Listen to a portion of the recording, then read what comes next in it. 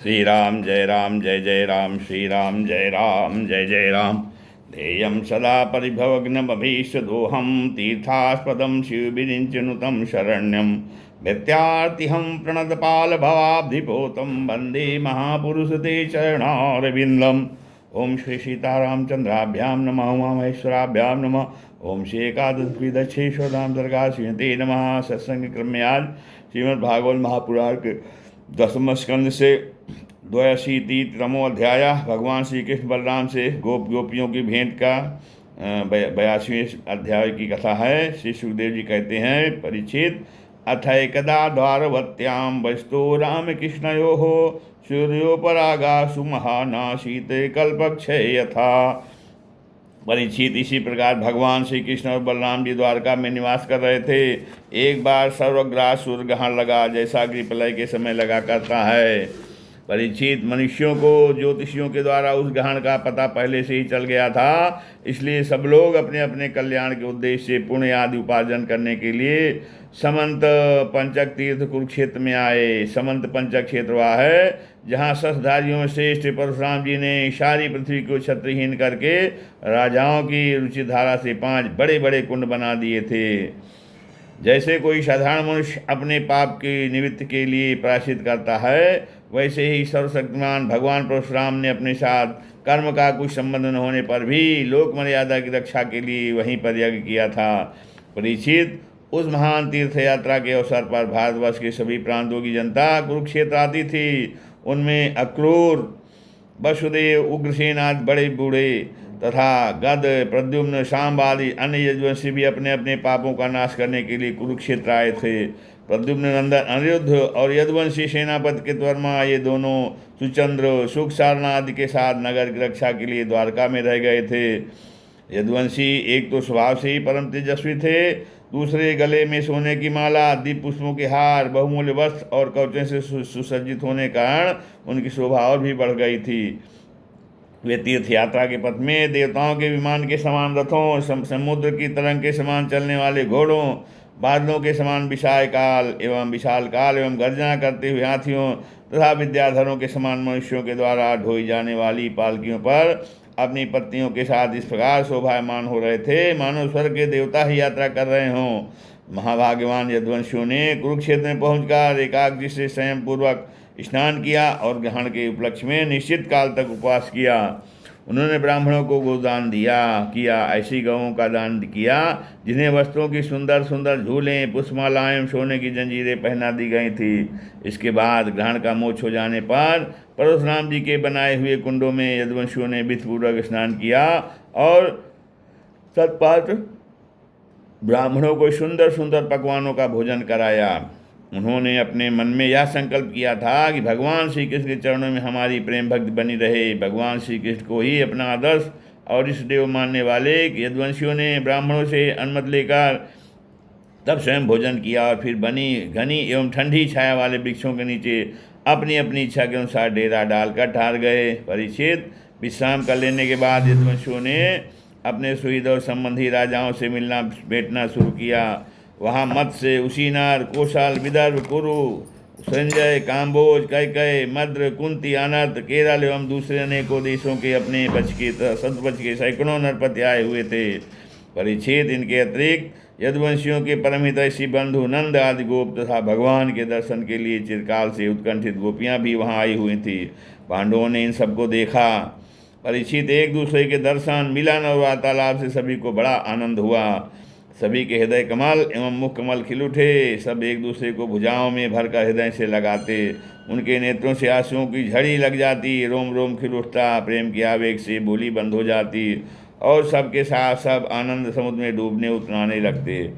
पुरुषों की भांति स्त्रियाँ भी एक दूसरे को देखकर प्रेम और आनंद में भर गईं। वे अत्यंत सौहार्द, मंद मंद मुस्कान, परम पवित्र तिरछी चितवन से देख देख कर परस्पर भेंट अखबार भरने लगीं। वे अपनी भुजाओं में भरकर केसर लगे हुए वक्षस्थलों को दूसरी स्त्रियों के वक्षस्थलों से दबाती और अत्यंत आनंद का अनुभव करती। उस समय उनके नेत्रों से प्रेम के आंसू छलकने लगे। अवस्था आदि में छोटों ने बड़े बूढ़ों को प्रणाम किया और उन्होंने अपने से छोटों का प्रणाम स्वीकार किया। वे एक दूसरे का स्वागत करके तथा कुशल मंगल आदि पूछकर फिर श्री कृष्ण की मधुर लीलाएं आपस में कहने सुनने लगे। परीक्षित, कुंती, वसुदेव आदि अपने भाइयों बहनों, उनके पुत्रों, माता पिता, भाभियों और भगवान श्री कृष्ण को देखकर तथा उनसे बातचीत करके अपना सारा दुख भूल गईं। कुंती ने वसुदेव से कहा, जी से कहा, भैया मैं सचमुच बड़ी अभागिन हूँ, मेरी एक भी साथ पूरी न हुई। आप जैसे साथ स्वभाव सज्जन भाई आपत्ति के समय मेरी सुध भी न लें, इससे बढ़कर दुख की बात क्या होगी। भैया, विधाता जिसके बाएं हो जाता है उसे स्वजन संबंधी पुत्र और माता पिता भी भूल जाते हैं, इसमें आप लोगों का कोई दोष नहीं है। वसुदेव जी ने कहा, बहन उलाहना मत दो, हमसे विलग न मानो, सभी मनुष्य दैव के खिलौने हैं। यह संपूर्ण लोग ईश्वर के वश में हो रहकर कर्म करता है और उसका फल भोगता है।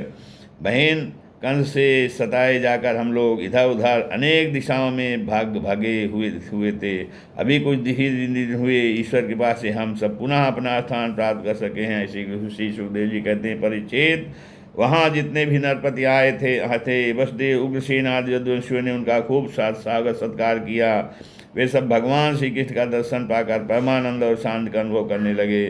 परीक्षित, भीष्म पितामह, द्रोणाचार्य, धृतराष्ट्र, दुर्योधनादि पुत्रों के साथ गांधारी, पत्नियों के साथ युधिष्ठिर आदि पांडव, कुंती, संजय, विदुर, कृपाचार्य, कुंतीभोज, विराट, भीष्मक, महाराज नग्नजित, पुरजित, द्रुपद, शल, धृष्टकेतु, काशी नरेश, दमघोष, विशालाक्ष, विश्ला नरेश, मद्र नरेश, कैकय नरेश, युधामन्यु, सुशर्मा अपने पुत्रों के साथ, बहालिक और दूसरे भी युधिष्ठिर के अनुयायी नृपति भगवान श्री कृष्ण का परम सुंदर श्री निकेतन विग्रह और उनकी रानियों को देखकर अत्यंत विस्मित हो गए।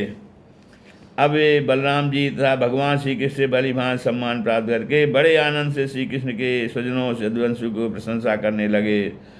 उन लोगों ने मुख्तिया उग्रसेन जी को संबोधित करके कहा, भोजराज उग्रसेन जी, सच पूछिए तो इस जगत के मनुष्यों में आप लोगों का जीवन ही सफल है, धन्य है, क्योंकि जिन श्री कृष्ण का दर्शन बड़े बड़े योगियों के लिए भी दुर्लभ है, उन्हीं को आप लोग नित्य निरंतर देखते रहते हैं। वेदों ने बड़े आदर साथ भगवान श्री कृष्ण की कीर्ति का गान किया है।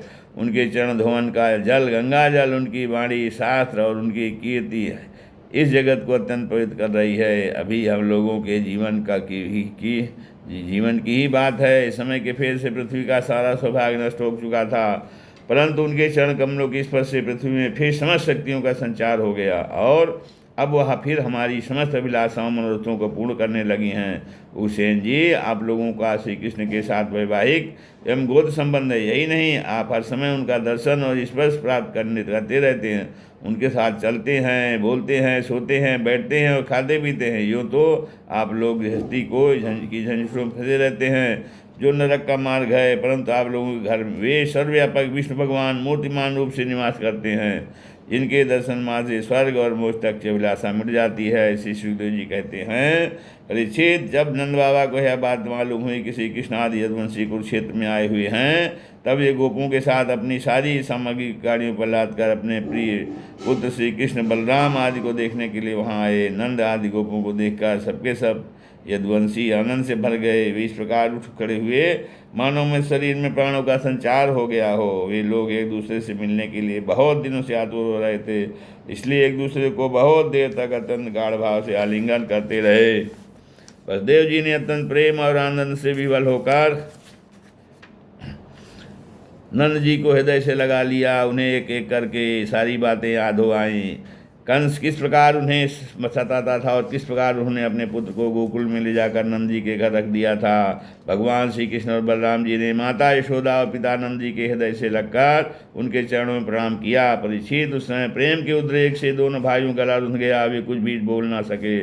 महाभागवती यशोदा जी और नंद बाबा ने दोनों पुत्रों को अपनी गोद में बैठा लिया और भुजाओं से उनका गाढ़ा लिंगन किया। उनके हृदय में चिरकाल तक न मिलने का जो दुख था वह सब मिट गया। रोहिणी और देवकी जी ने ब्रजेश्वरी यशोदा को अपनी अंकवार में भर लिया। सीता जी ने उन लोगों के साथ मित्रता का जो व्यवहार किया था उसका स्मरण करके दोनों का गला भर आया। वे यशोदा जी से कहने लगीं, यशोदा रानी, आपने और ब्रजेश्वर नंद जी ने हम लोगों के साथ जो मित्रता का व्यवहार किया है वह कभी मिटने वाला नहीं है।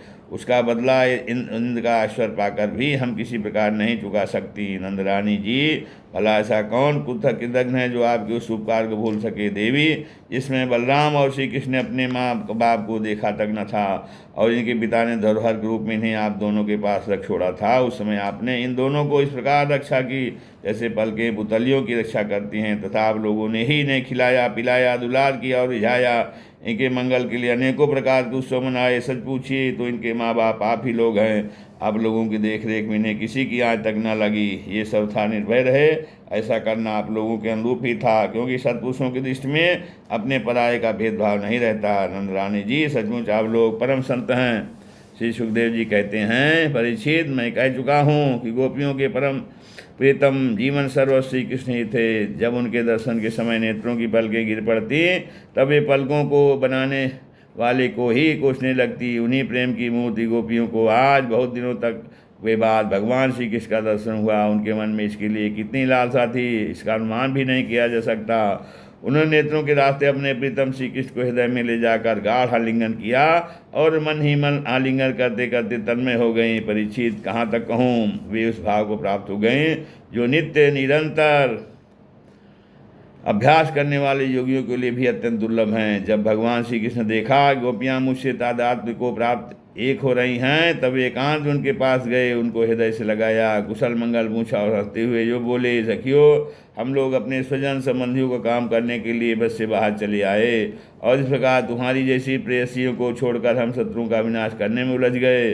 बहुत दिन बीत गए, क्या कभी तुम लोग हमारा स्मरण भी करती हो? मेरी प्यारी गोपियों, कहीं तुम लोगों के मन में यह आशंका तो नहीं हो गई कि मैं अकृतज्ञ हूँ और ऐसा समझकर तुम लोग हमसे बुरा तो नहीं मानने लगी हो? निसंदेह भगवान ही प्राणियों के संयोग और वियोग के कारण हैं। जैसे वायु बादलों, तिनकों, रुई और धूल के कणों को एक दूसरे से मिला देती है और फिर स्वच्छंद रूप से उन्हें अलग अलग कर देती है, वैसे ही समस्त पदार्थों के निर्माता भगवान भी सबका संयोग वियोग अपनी इच्छा अनुसार करते रहते हैं। सखियों, यह बड़े सौभाग्य की बात है कि तुम सब लोगों को मेरा वह प्रेम प्राप्त हो चुका है जो मेरी ही प्राप्त कराने वाला है, क्योंकि मेरे प्रति की हुई प्रेम भक्ति प्राणियों का अमृतत्व परमानंद धाम प्रदान करने में समर्थ है। प्यारी गोपियों, जैसे घट पट आदि जितने भी भौतिक पदार्थ हैं, उनके आदि अंत मध्य में बाहर और भीतर उनके मूल कारण पृथ्वी जलवायु अग्नि तथा आकाश ही ओतप्रोत हो रहे हैं, वैसे ही जितने भी पदार्थ हैं उनके पहले पीछे बीच में बाहर और भीतर केवल मैं ही मैं हूँ। इसी प्रकार सभी प्राणियों के शरीर में यही पांचों भूत कारण रूप से स्थित हैं और आत्मा भोक्ता के रूप में अथवा जीव के रूप में स्थित है, परंतु मैं इन दोनों से परे अविनाशी सत्य हूँ। ये दोनों मेरे ही अंदर प्रतीत हो रहे हैं, तुम लोग ऐसा अनुभव करो। श्री सुखदेव जी कहते हैं, परीक्षित, भगवान श्री कृष्ण ने इस प्रकार गोपियों को अध्यात्म ज्ञान की शिक्षा से शिक्षित किया। उसी उपदेश के बार बार स्मरण से गोपियों का जीवकोश लिंग शरीर नष्ट हो गया और वे भगवान से एक हो गई, भगवान को ही सदा सदा के लिए प्राप्त हो गई। उन्होंने ही कहा, हे कमलनाभ, अगाध बोध संपन्न बड़े बड़े योगीश्वर अपने हृदय कमल में आपके चरण कमलों का चिंतन करते रहते हैं। जो लोग संसार कुएं में गिरे हुए हैं, उन्हें उससे निकलने के लिए आपके चरण कमल ही एकमात्र अवलंबन है। प्रभु, आप ऐसी कृपा कीजिए कि आपका वह चरण कमल घर गृहस्थ के काम करते रहने पर भी सदा सर्वदा हमारे हृदय में विराजमान रहे। हम एक क्षण के लिए भी उसी से न भूलें। इस श्रीमद्भागवते महापुराणे परमहंस्यां संहितायां दशम स्कंधे उत्तरार्धे वृष्णिगोप संगमो नाम 82तमो अध्यायः। श्री राम जय जय राम। श्री